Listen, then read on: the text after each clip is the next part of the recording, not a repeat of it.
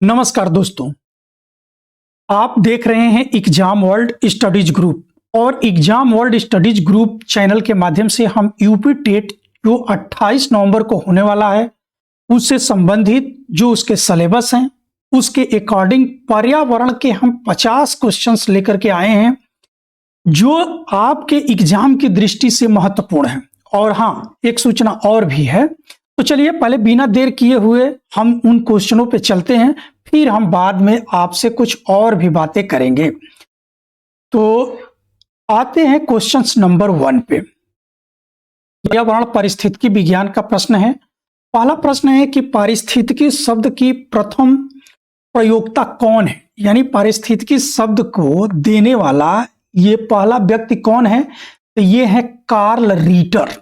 और ये UP TET के एग्जाम की दृष्टि से महत्वपूर्ण प्रश्न है, ठीक है, कई बार पूछा गया है। तो इसको देख लीजिए, कार्ल रीटर। और ये पारिस्थितिकी शब्द को कब दिए थे, ये दिए थे 1965 ईस्वी में। ठीक, चलते हैं हम अगले प्रश्न पर। हमारा अगला प्रश्न है कि पारिस्थितिकी के जनक माने जाते हैं।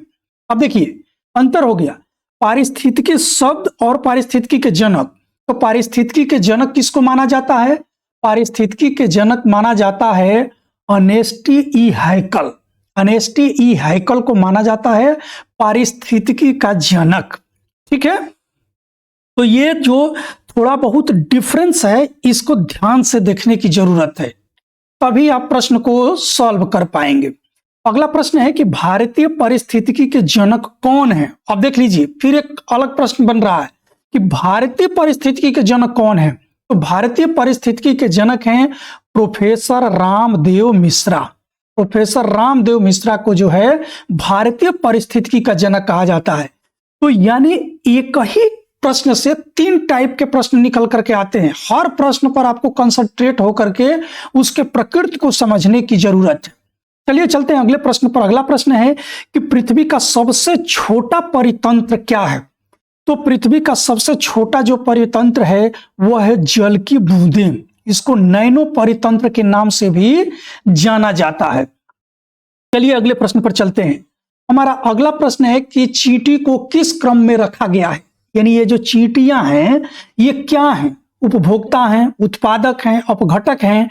तो चींटियों को रखा गया है उपभोक्ता एवं अपघटक, ये दोनों में है, उपभोक्ता भी है और अपघटक भी हैं। ठीक है ना। अब चलिए अगले प्रश्न पर चलते हैं। हमारा अगला प्रश्न है कि कौवा, चील, बाज आदि को कहा जाता है। कौवा, चील, बाज आदि को क्या कहा जाता है? तो ये प्रकृति के मेहतर कहे जाते हैं। मेहतर का मतलब होता है जो सर सफाई करता है, ये सफाई करने वाला। ठीक है ना। तो प्रकृति का जो सफाई करता है उसको इन सबों को कहा जाता है। ये आप लोग देखे होंगे, जितने भी मरे जीव जंतु हैं उनको खा करके ये साफ करते हैं, इसीलिए इनको प्रकृति का मेहतर भी कहा गया है। ठीक, अगला प्रश्न है कि किसान का मित्र किसको कहा जाता है। तो किसान का मित्र किसको कहा जाता है, आप गेस करिए। देखिए ये जो है केंचुआ और सांप, केंचुआ और सांप को किसान का मित्र कहा जाता है। केंचुए को आप लोग देखे होंगे कि ये खेत में क्या करते हैं कि मिट्टी को नीचे से उखाड़ करके ऊपर लाते हैं और उसमें अपना ये घर बनाते हैं। उसी तरह से सांप जो हैं ये क्या होता है कि छोटे छोटे कीड़े मकोड़े को ये खाते हैं। तो इस कारण से ये जो है केंचुए जो है मिट्टी में नाइट्रोजन की मात्रा को बढ़ा देते हैं। ठीक है ना। तो इसीलिए इनको किसान का मित्र भी कहा जाता है। चलिए चलते हैं अगले प्रश्न पर। अगला प्रश्न है कि आयोडीन का प्रमुख स्रोत माना जाता है। आयोडीन का प्रमुख स्रोत किसको माना जाता है? ये माना जाता है समुद्री शैवाल को, और इसमें नमक की मात्रा होती है। ठीक है ना। तो इसलिए इसको आयोडीन का प्रमुख जो है स्रोत माना जाता है। चलिए अगले प्रश्न पर चलते हैं। अगला प्रश्न है कि 10% ऊर्जा का नियमन किसने दिया। 10% ऊर्जा का नियमन किसने दिया? तो ये दिए हैं लीडेनमान। कौन दिए हैं? लीडेनमान। इसमें इन्होंने क्या कहा? इसमें इन्होंने कहा कि जब आप जैसे कि कोई चीज यूज करते हैं तो उसके 100% जो ऊर्जा यूज करते हैं उसके 10% ऊर्जा जो है उसके अगले चरण में स्थानांतरित होती है। ठीक है, तो इसी को 10% ऊर्जा का नियमन जो है कहा गया है। चलिए हम चलते हैं अगले प्रश्न पर। अगला प्रश्न है कि ऊर्जा का पिरामिड बनता है, कैसा बनता है? तो ऊर्जा का पिरामिड जो है हमेशा सीधे बनता है, ठीक है ना, यानी 100 से 10, 10 से 1 ऐसे करके ऊपर जाएगा। चलिए हम चलते हैं अगले प्रश्न पर। अगला प्रश्न है कि किसी खाद्य श्रृंखला में सर्वाधिक उच्च पोषण प्राप्त करता है, तो कौन सा व्यक्ति सर्वाधिक उच्च पोषण प्राप्त करता है? ये सर्वाहारी वर्ग। सर्वाहारी में मनुष्य है ही, ठीक है, तो ये जो है खाद्य श्रृंखला का सर्वाधिक उच्च पोषण प्राप्त करता है। चलिए अगले प्रश्न पर चलते हैं। प्रकाश संश्लेषण की क्रिया होती है, तो प्रकाश संश्लेषण की क्रिया कहां होती है या किसमें होती है? तो ये कह रहा है कि केवल लाल एवं बैंगनी रंग में होती है। किसमें होती है प्रकाश संश्लेषण की क्रिया? केवल लाल और बैंगनी रंग में होती है। और प्रकाश संश्लेषण की क्रिया के माध्यम से ही पौधे अपने लिए क्या बनाते हैं? भोजन बनाते हैं, और ये प्रकाश में ही होती है, ठीक है। अब चलते हैं अगले प्रश्न पर कि प्रकाश संश्लेषण की क्रिया सर्वाधिक किस रंग में होती है? तो ये सर्वाधिक होती है लाल रंग में। अब देख लीजिए, लाल बैंगनी में होती है, लेकिन पूछ दिया जाए इसमें भी कि सर्वाधिक किस में होती है, तो ये होती है लाल रंग में। हम अगले प्रश्न पर चलते हैं। प्रकाश संश्लेषण की क्रिया न्यूनतम किस रंग में होती है? तो न्यूनतम जो होती है ये होती है बैंगनी रंग में, ठीक, सर्वाधिक लाल रंग में और न्यूनतम बैंगनी रंग में। प्रकाश संश्लेषण की क्रिया सर्वाधिक किस तापमान पर होती है? तो प्रकाश संश्लेषण की क्रिया जो सर्वाधिक होती है वो 30 डिग्री सेंटीग्रेड से 35 डिग्री सेंटीग्रेड के तापमान पर सर्वाधिक होती है। इससे ज्यादा जो है तापमान बढ़ जाए तो भी प्रकाश संश्लेषण की क्रिया जो है सही से नहीं हो पाती है, और यदि कम भी हो जाए तभी भी नहीं होती है। तो ये 30 से 35 डिग्री का जो रेशियो है ये प्रकाश संश्लेषण की क्रिया के लिए उत्तम माना जाता है, ठीक है। चलिए चलते हैं अगले प्रश्न पर। अगला प्रश्न है कि पौधों में भोजन का अधिग्रहण किसके द्वारा होता है? तो पौधे जो है ये भोजन अपना किससे लेते हैं? ये लेते हैं फ्लोएम से। तो देखिए पौधों में हम लोग जानते हैं कि क्या होता है, एक होता है फ्लोएम और दूसरा होता है जाइलम। क्या होता है? जाइलम। तो जाइलम के माध्यम से पौधे जो हैं जल लेते हैं और फ्लोएम के माध्यम से क्या लेते हैं? भोजन लेते हैं, ठीक है। तो ये भोजन लेते हैं और जाइलम के माध्यम से इनमें जल ऊपर चढ़ता है, ठीक। चलिए अगले प्रश्न पर चलते हैं। हमारा अगला प्रश्न है कि पौधों का सबसे आकर्षक भाग होता है। पौधे का सबसे आकर्षक यानी सुंदर भाग क्या होता है? तो पौधे का सबसे सुंदर भाग होता है पुष्प। पुष्प आप लोग देखते भी होंगे, पुष्प खिल जाता है तो पौधे कितने सुंदर दिखाई देते हैं, तो यह पौधों का सबसे आकर्षक भाग होता है। अब चलिए हम चलते हैं अगले प्रश्न पर। अगला प्रश्न है कि पौधों में जल तथा खनिजों का अधिग्रहण किसके द्वारा होता है? तो अभी हमने बताया कि जल का जो स्राव होता है या जल जो ऊपर पौधों में चढ़ता है वो किसके द्वारा चढ़ता है? वो जाइलम के द्वारा चढ़ता है। ये प्रश्न बार बार पूछा जाता है, आप लोग ध्यान से इसको देख लीजिएगा। अगला प्रश्न है कि पौधों का रसोई घर कहा जाता है। तो पौधों का रसोई घर किसको कहा जाता है? पत्ती को कहा जाता है। क्यों रसोई घर कहा जाता है? अब ये बताइए, रसोई में खाना बनता है तभी तो आपके शरीर में जाता है, तो सेम काम यही पौधों की पत्तियां करती है। पत्तियां जो है सूर्य के प्रकाश में प्रकाश संश्लेषण की क्रिया द्वारा भोजन बनाती है, अब भोजन बना करके पूरे पौधों में ट्रांसफर कर देती है। इसीलिए पत्तियों को पौधों का रसोई घर के नाम से भी जाना जाता है, ठीक। चलिए चलते हैं और अगले प्रश्न पर। कह रहा है कि लौंग प्राप्त किया जाता है। तो लौंग किससे प्राप्त किया जाता है? ये जो लौंग है जिसको हम लोग देखते हैं मसाले वसाले में यूज करते हैं, तो ये लौंग पौधों के कली से प्राप्त किया जाता है, ठीक है ना। चलिए अगले प्रश्न पर चलते हैं। पत्तियों का रंग पीला किसके कारण हो जाता है? आप लोग देखे होंगे कि जो पत्ती होती हैं कभी कभी क्या होता है कि पौधों में कोई रोग लग जाए तभी भी पत्तियां पीली हो जाती है। अब तो कुछ नए नए पौधे आ रहे हैं तो इसके कारण भी उनकी पत्तियां जो है पीली होती हुई दिखाई दे रही है। तो ये क्यों होता है ये देखिए। तो पौधों में कैरोटीन के कारण जो है पत्तियों का रंग कैसा हो जाता है? पीला हो जाता है। और क्लोरोफिल के कारण कैसा हो जाता है? तो हरा हो जाता है। क्लोरोफिल के कारण हरा और कैरोटीन के कारण जो होता है पीला होता है। ये याद रखिएगा आप लोग, ठीक। चलिए अगले प्रश्न पर चलते हैं। अगला प्रश्न है कि केसर भारत में कहां पाया जाता है?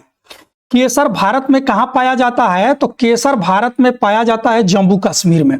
और ये देखिए केसर के क्या होते हैं कि छोटे छोटे पौधे होते हैं, और ये कश्मीर का भी एक खास रीजन है जिसमें इसकी बुआई की जाती है। बड़ा ही कॉस्टली होता है, स्वास्थ्य के लिए लाभदायक होता है, माइंड की वृद्धि होती है। तो केसर लोग अधिकतर जो है अच्छे किस्म के केसर को लाते हैं, दूध में डाल करके उसको पीते हैं।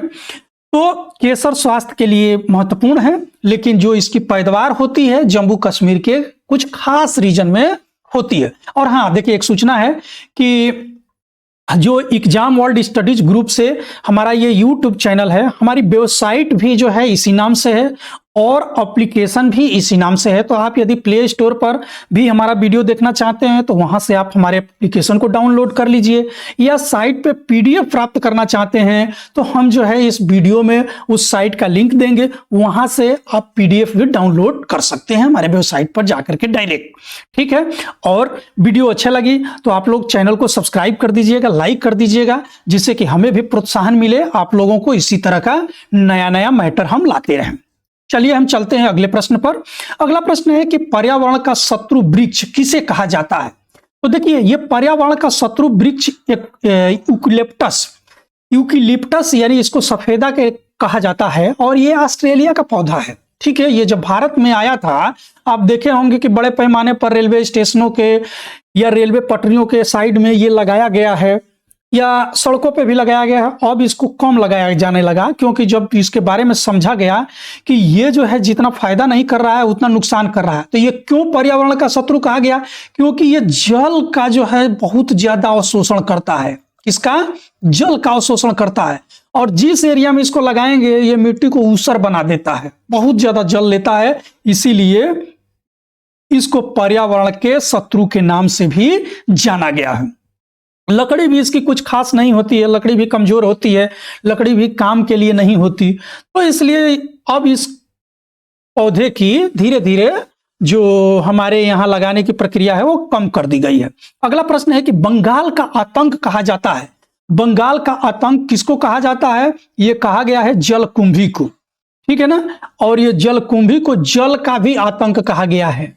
ठीक, और ये जल का आतंक इसलिए कहा गया है कि आप लोग देखे होंगे कि जो तालाब होते हैं, ये तालाबों में जलकुंभी जब उग जाती है, और जलकुंभी तालाबों में उगने के कारण उस जल में जो बीओडी होती है, यानी उसकी मात्रा को ये क्या कर देती है, ये जलकुंभी जो है उसकी मात्रा को ही कम कर देती है, यानी उसके जो ऑक्सीजन की मात्रा होती है जल में उसको कम कर देती है, जिससे कि जलीय जीव जंतु जो है मरने लगते हैं और धीरे धीरे तालाब जो है सूख जाता है। इसीलिए इसको जल का भी आतंक कहा गया है।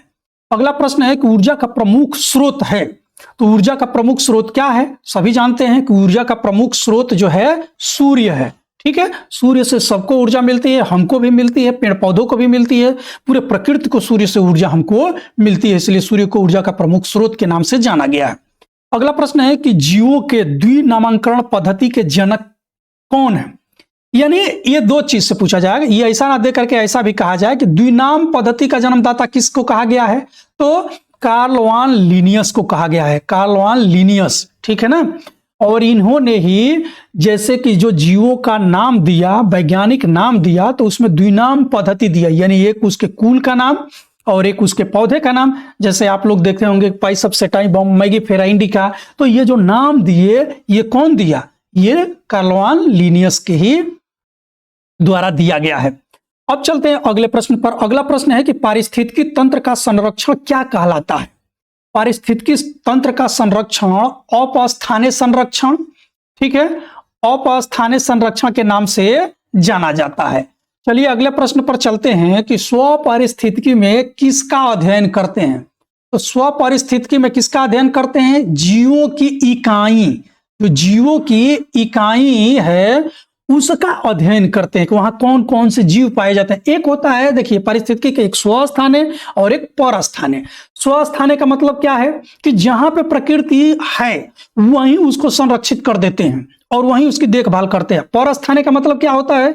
वहां से उसको हटा करके ले गए और ले जा करके उसका संरक्षण करते हैं। जैसे मान लीजिए जू वगैरह हो गया, जू में क्या करते हैं, आप अनेक प्रकार के जीव जंतुओं को लेकर के आते हैं, वहां उसके अनुसार उसका इन्वायरमेंट डेवलप करते हैं और वहीं पर उसको उस तरह का इन्वायरमेंट उपलब्ध करा देते हैं जैसे वो शुरू में था, तो उसी को पर स्थाने कहते हैं।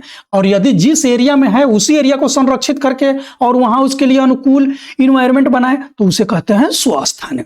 ये भी प्रश्न को समझ लीजिएगा। अगला है विश्व वन जीव कोष द्वारा प्रतीक के रूप में किस पशु को लिया गया है? तो विश्व वन जीव कोष द्वारा प्रतीक के रूप में किस पशु को लिया गया है? ये पांडा को लिया गया है, ठीक है ना। ये पांडा जो है ये ठंडे प्रदेशों में पाए जाते हैं, चीन में सबसे ज्यादा ये फेमस है पांडा, भारत के भी उत्तरी और पूर्वी प्रदेशों में पांडा जो है पाए जाते हैं। ठीक, अगला प्रश्न है कि जल प्रदूषण निवारण एवं नियंत्रण अधिनियम कब बना? जल प्रदूषण निवारण एवं नियंत्रण अधिनियम बना ये 1974 में बना था। ठीक है, हम चलते हैं अगले प्रश्न पर। नोकरेक राष्ट्रीय उद्यान कहां पर स्थित है? देखिए, नोकरेक जो है ये मेघालय का महत्वपूर्ण राष्ट्रीय उद्यान है, ठीक है ना। तो नोकरेक राष्ट्रीय उद्यान मेघालय में है, इस प्रश्न को देख लीजिएगा। अगला प्रश्न है कि अगस्ता मलाई जैव मंडल आरक्षित क्षेत्र किस राज्य में स्थित है? अगस्ता मलाई जो है ये केरल और तमिलनाडु, केरल और तमिलनाडु में ये है। ये जो नीलगिरी की पहाड़ियां हैं उन्हीं के बीच में ये है अगस्ता मलाई जैव आरक्षित क्षेत्र। चलिए पर चलते हैं कि शीतकाल में कहां पर साइबेरियन सारस दिखाई देते हैं? तो शीतकाल में साइबेरियन सारस कहां दिखाई देते हैं? ये देखिए, ये घाना पक्षी विहार है और ये घाना पक्षी विहार को केवलादेव पक्षी विहार के भी नाम से जाना जाता है। क्या? केवलादेव। और ये है कहां पे? ये है राजस्थान के भरतपुर में, ठीक है ना। ये भरतपुर जनपद में है। तो ये जो है ये घाना पक्षी विहार जो है साइबेरियन पक्षियों के लिए महत्वपूर्ण है क्योंकि साइबेरियन पक्षी यहाँ पे आते रहते हैं। हम चलते हैं अगले प्रश्न पर। हमारा अगला प्रश्न है कि विश्व मरुस्थलीकरण रोकथाम दिवस कब मनाया जाता है? तो विश्व मरुस्थलीकरण रोकथाम दिवस मनाया जाता है 17 जून को। कब मनाया जाता है? 17 जून को। अगला प्रश्न है कि केबुल लामजाओ राष्ट्रीय उद्यान कहां पर स्थित है? केबुल लामजाओ राष्ट्रीय उद्यान जो है ये मणिपुर में स्थित है, ठीक है। ये कहां पर स्थित है? ये मणिपुर में स्थित है, फेमस है, इसको देख लीजिएगा। भारत का सबसे बड़ा राष्ट्रीय उद्यान कौन सा है? भारत का सबसे बड़ा राष्ट्रीय उद्यान जो है हेमिस है। क्या? हेमिस है। अगले प्रश्न पर चलते हैं कि भारतीय वन सर्वेक्षण विभाग की स्थापना कब की गई? तो भारतीय वन सर्वेक्षण विभाग की स्थापना की गई थी 1981 में। कब की गई? 1981 में। चलिए चलते हैं अगले प्रश्न पर कि पर्यावरण संरक्षण अधिनियम कब बनाया गया? पर्यावरण संरक्षण अधिनियम कब बनाया गया? तो पर्यावरण संरक्षण अधिनियम बनाया गया 1986 में। आपके एग्जाम की दृष्टि से बहुत ही महत्वपूर्ण प्रश्न है, इसे जरूर आप लोग याद कर लीजिएगा। चलिए अगले प्रश्न पर चलते हैं। मॉन्ट्रियल प्रोटोकॉल संबंधित है। मॉन्ट्रियल प्रोटोकॉल किससे संबंधित है? तो मॉन्ट्रियल प्रोटोकॉल जो है संबंधित है ओजोन परत के संरक्षण से, यानी ओजोन परत में जो छेद हो रहा था, उसमें होल हो रहे थे, उसको कैसे बचाया जाए, इसके लिए मॉन्ट्रियल में एक सम्मेलन बुलाया गया। इसे मॉन्ट्रियल प्रोटोकॉल के नाम से भी जाना जाता है। अगला प्रश्न है कि दुधवा राष्ट्रीय उद्यान उत्तर प्रदेश में किस राज्य में स्थित है? तो दुधवा पक्षी विहार जो है ये राष्ट्रीय उद्यान ये उत्तर प्रदेश के लखीमपुर खीरी जनपद में स्थित है। कहां पे स्थित है? लखीमपुर खीरी जनपद में। अगला प्रश्न है कि पेरियार राष्ट्रीय उद्यान किस राज्य में स्थित है? पेरियार जो राष्ट्रीय उद्यान है ये केरल में है, ठीक है। और पेरियार जो है ये सामाजिक एक क्या थे? सुधारक थे। इनके नाम पर जो है यहाँ पे ये बनाया गया है। अगला प्रश्न है कि प्रथम विश्व पर्यावरण दिवस कब मनाया गया? तो प्रथम विश्व पर्यावरण दिवस मनाया गया कब? 1973 में, ठीक है। अब हम चलते हैं अगले प्रश्न पर कि सुंदरबन में कौन से वृक्ष सर्वाधिक पाए जाते हैं? सुंदरबन डेल्टा जो है पश्चिम बंगाल में है और इसमें सबसे ज्यादा जो वन पाए जाते हैं उनका नाम क्या है? सुंदरी, ठीक है ना। तो सुंदरी वन जो है इसमें पाए गए हैं।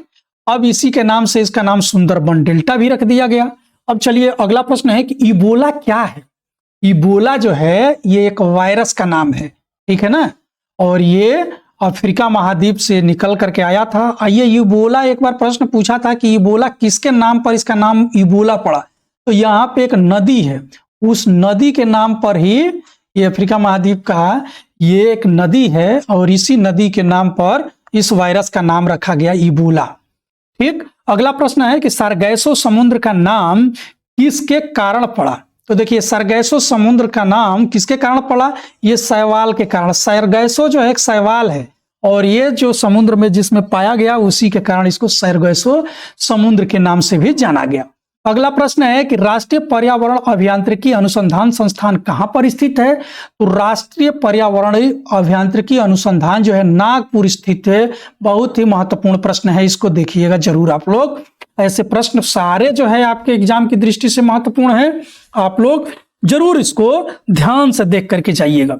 अगला प्रश्न है कि संयुक्त राष्ट्र संघ ने वर्ष 2002 को किस अंतर्राष्ट्रीय वर्ष घोषित किया। तो 2002 को किसके लिए अंतर्राष्ट्रीय वर्ष घोषित किया, सतत विकास के लिए।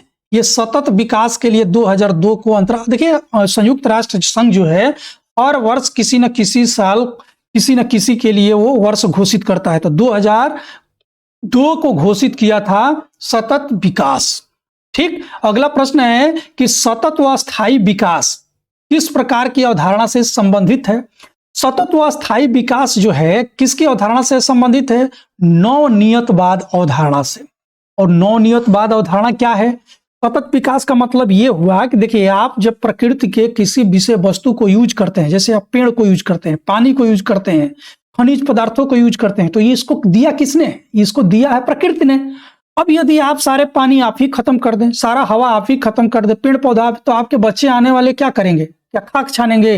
तो इसलिए आपकी जिम्मेदारी है कि आप उसको तो यूज करिए लेकिन अपने आने वाली पीढ़ियों के लिए भी बचा करके रखिए, जिससे वो हमको गाली ना दे भविष्य में कि ये तो सब खा गया, हमारे लिए कुछ नहीं छोड़ा। ठीक है ना, तो उसको बचा करके रखने की जो बात होती है उसी को कहते हैं सतत विकास की अवधारणा। यानी हम भी भूखा ना रहें, साधु न भूखा जाए, साईं इतना दीजिए जैसा कुटुंब समाए, उसी अवधारणा पर आपको आगे बढ़ना है कि आप तो खाइए, आने वाली अपनी पीढ़ियों के लिए भी बचा करके रखिए। अगला प्रश्न है कि जीवों के पारिस्थितिकी कारकों का योग पर्यावरण है, यह कथन किसका है। जीवों के पारिस्थितिकी कारकों का योग पर्यावरण है, यह कथन किसका है, यह कथन है ए फिटिंग का। इसका है ए फिटिंग का। अब हम चलते हैं अगले प्रश्न पर। अगला प्रश्न है कि वृक्षों तथा वनों को काटने से किस प्रकार की हानि होती है। तो वृक्षों और वनों को काटने से अब देखिए आपको क्या क्या हानि हुई, वही मैं बात कर रहा था। वायुमंडल में परिवर्तन हो जाएगा, पर्यावरण पर खतरा मंडराने लगेगा, भूमि संरक्षण, भूमि का क्षरण होने लगेगा, आदि ऐसी घटनाएं हो जाएंगी, सूखा पड़ने लगेगा, अकाल की स्थिति आ जाएगी। ठीक है ना, बारिश समय से नहीं होगा। तो आप ये बताइए कि आपने एक पेड़ काट करके इतनी सारी प्राकृतिक समस्याओं का क्या कर दिया, निमंत्रण दे दिया। तो जरूरी है कि हमारे यूज के लिए जो पेड़ पौधे हैं हम यूज तो करें, लेकिन हम जो है उसके बदले में एक नया पेड़ भी लगाएं जो कि हमारे आने वाली पीढ़ियों के लिए वो तैयार हो जाए। तो ठीक है, इस तरह से देखिए हमने आपको ये 50 क्वेश्चनों की जो एक सीरीज थी मैंने आपको कराया। आपको जो अच्छा लगे अपना सुझाव जरूर दीजिएगा, और हाँ, चैनल पर यदि नए हैं तो चैनल को सब्सक्राइब कर लीजिएगा, क्योंकि यूपी टेट स्पेशल जो है हम अपनी टीम के साथ exam world studies group YouTube channel, website के माध्यम और एप्लीकेशन के माध्यम से इन तीनों प्लेटफॉर्म पर हम उपलब्ध हैं। आप मैटर लेना हो मैटर ले सकते हैं, कोर्स लेना हो कोर्स भी ले सकते हैं। यहाँ से आपके कोई सुझाव हो आप हमारे वेबसाइट के माध्यम से हमें ईमेल कर सकते हैं, हमें फोन कर सकते हैं। धन्यवाद।